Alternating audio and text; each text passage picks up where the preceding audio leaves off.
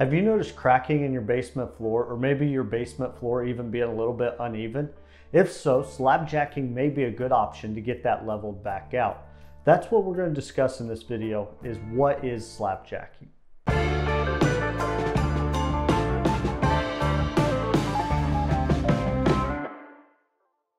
Hi, I'm Nolan Beery, the sales director here at AccuLevel. You may be wondering, how do you fix your sloped or cracked basement floors? Slabjacking is usually a good solution for that, but first, what is slabjacking? That's what we'll dive into in this video.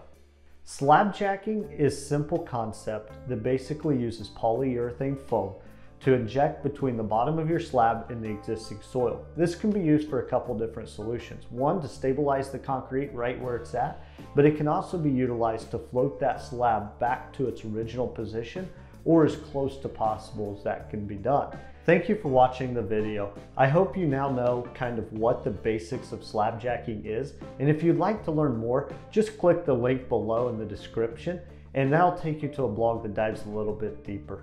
Thanks again for watching. Please like and subscribe for more videos.